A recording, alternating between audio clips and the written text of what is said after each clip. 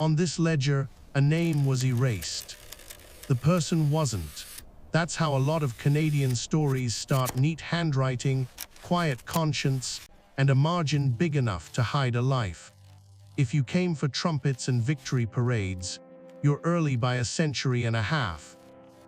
If you came for persistence, boots are by the door. We're going to walk the margins and see who's been living there, holding the building up while the lobby argues about renovations. Picture a winter kitchen, the lamp fighting the room with more confidence than fuel. Flour, water, and the kind of patience you learn when the weather is your manager. A cradle squeaks like it's negotiating overtime. A door fits because someone shaved it to fit. History doesn't always arrive on a podium. Most days it shows up in a pan, in a prayer, in a schedule no newspaper prints. This is where survival looks like competence, and competence looks like love with its sleeves rolled up. If that sounds unglamorous, it is. It's also how a country gets built, when nobody is awarding contracts for dignity. Down at the docks, small boats exhale and smaller hopes step out. You can carry a lot in a pocket if you fold it right. A recipe that still tastes like a house you can't afford to remember. A song you'll hum without the words. A rumor that in this cold the law behaves better if you make eye contact. No parade meets these arrivals. The greeter is the weather. It hands you a form, threatens your ears, and announces the rules will not be taking questions. If you want help, watch the person who has already figured out how to hold a door with their shoulder while carrying 2 bags and a winter. Ledgers do beautiful work when counting furniture. Tables with 3 good legs and a 4th pending repair. Chairs that bear weight respectfully. Spoons enough to embarrass a bachelor. When the column turns to people, the math gets creative. Some names arrive with prices and no birthdays. Some lives are listed the way a broom is listed, as if a washing could make them part of the house. If you want to see what a society values, find the column that has no numbers and ask why the ink is so faint. If you're told it's a private matter, you're standing near a secret everyone already knows. A small law shows up with a big opinion. This doesn't end everything, but it ends the alibi that nothing can change. Laws like that are not trumpets. They are signposts hammered into frozen ground. They creak, they annoy, they point. The present grumbles and keeps walking. But now it walks past a sign it can't unsee. It learns the first hard rule of improvement: progress is a rude houseguest. It rearranges furniture. The couch ends up near a door no one used, and suddenly the room works better. You will still complain about the draft. That's fine. The room still works better. After war, receipts came with names of black loyalists written in good ink. The receipts promised land and rights. The land arrived late, small, and somewhere your friends would need directions to visit. The rights came in installments, payable upon proof you still wanted them. So communities did what competent people do, took leftovers and turned them into a meal that could shelter a winter and an argument. Churches appeared where roads didn't. Schools opened where budgets wouldn't. Children learned to read faces first and letters second, and both proved useful at the same town meeting. Routes that weren't roads saved lives that weren't listed. A creek can be a sentence if you read it in the dark. A barn can be a policy if the latch is broken in the correct direction. Stars keep the best timetable. They don't cancel. They don't call in sick. Conductors on those routes had famous names in books and famous courage off the page. Many never got either. That's how courage usually operates. It prefers anonymity and pays in risk.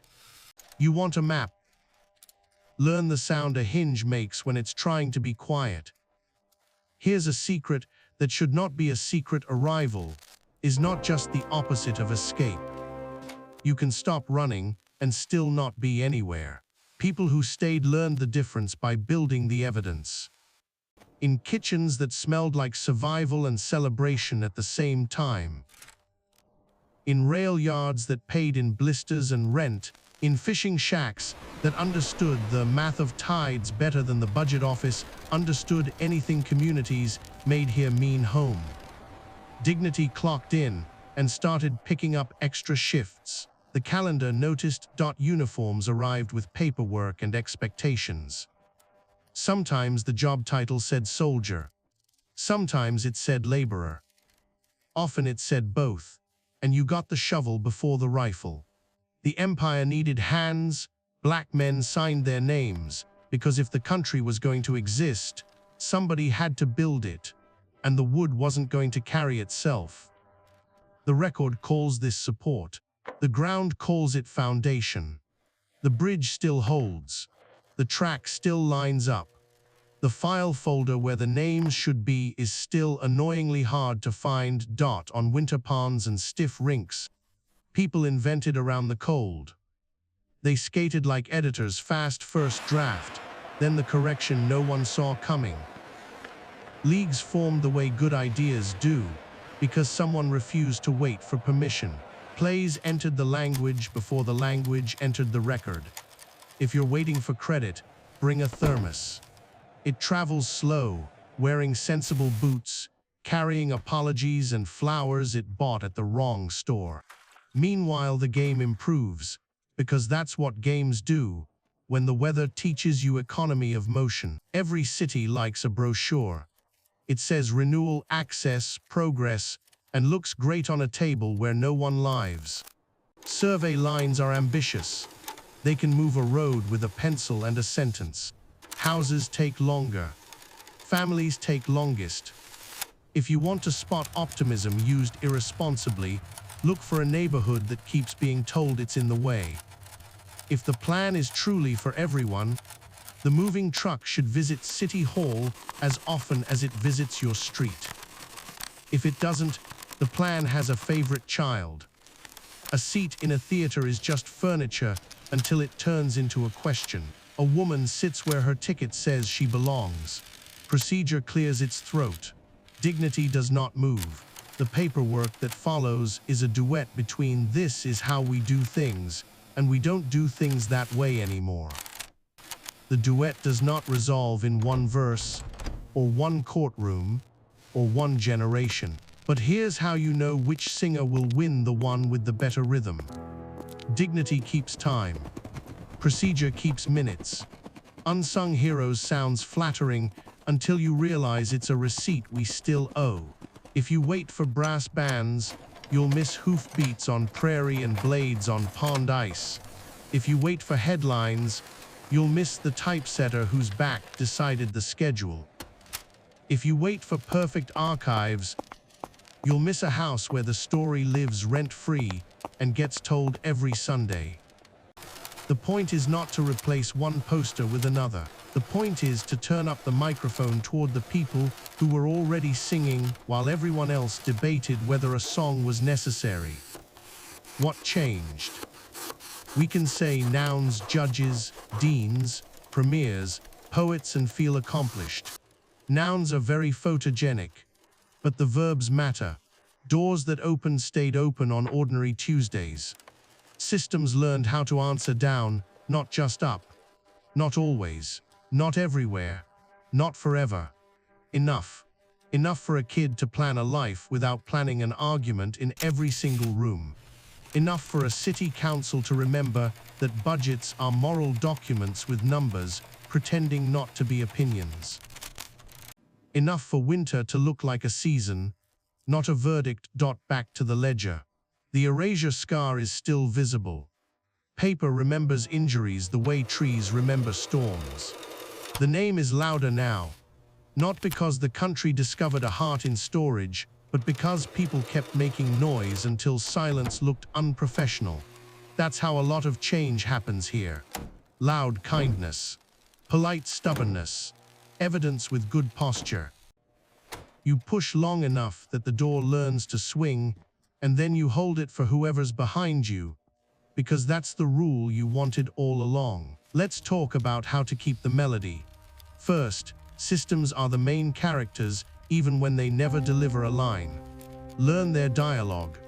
If you don't, you will discover you've been improvising in someone else's script. Second, contributions don't vanish, they get misfiled. Find the cabinet. If the cabinet is locked, find the person who thinks they own the key. They don't. The key belongs to whoever needs the file for work that helps. Third, rights are doors that stay open on ordinary days. If they only open on holidays, those are decorations. Fold them carefully, put them away, and ask for the real thing. Education is not what we remember for a test. Education is what we remember when the test is life, and no one pencils in a curve. If you're teaching, teach the map, and then teach the shortcuts the map forgot to draw. If you're hiring, hire like the future is watching. It is. If you're voting, vote for the person who can pass both a budget and a mirror. If you're standing in a doorway, decide whether you're a hinge or a lock, and don't be surprised when people start treating you accordingly. This is Canada's Black history, the way the building tells it at night when the lights are off. In the creak of a stair the janitor tightened last winter. In the warmth still holding in a brick someone placed 100 years ago and forgot to sign. In the ice lines on a pond where a move was invented, vanished in snow, and came back later with a different name.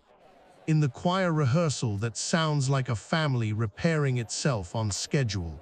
In the steady breath of a person who sits where they belong and lets the paperwork discover its manners. We are not here to nominate saints. We are here to retire excuses. We are here to notice how many miracles turn out to be maintenance no one wanted to pay for. We are here to say names out loud without waiting for permission, to learn streets like they're part of our family tree, to ask better questions at meetings that pretend they don't need them. We are here to admit the country did not arrive fully assembled. There were no Allen keys, the instructions were optimistic, and yet the thing stands because people kept tightening the right bolts. If you want a moral, here is one that fits in a pocket. Build the place you say you are, and build it where everyone can reach it with winter hands. When you find a closed door, test it. When you find a bad rule, time it out of a job. When you find an erased name, write it again, and write it in a pen that leaks just enough to stain the page so no one can pretend the correction isn't part of the document. If you can do that, you will not need a parade. You will need a bigger room. On this ledger, a name was erased. The person wasn't. We have been walking the margins long enough to know the trick. Turn the book so the light hits differently. What looked like blank space is crowded with handwriting. Tidy up the page if you must, but leave the stain where everyone can see it. It's how the story remembers who did the actual work. Canada never lacked heroes, only microphones. From now on, we say the names out loud and keep the doors open on ordinary days. If quiet history like this helps, subscribe to Maple Myths. New episodes, same pen, every week.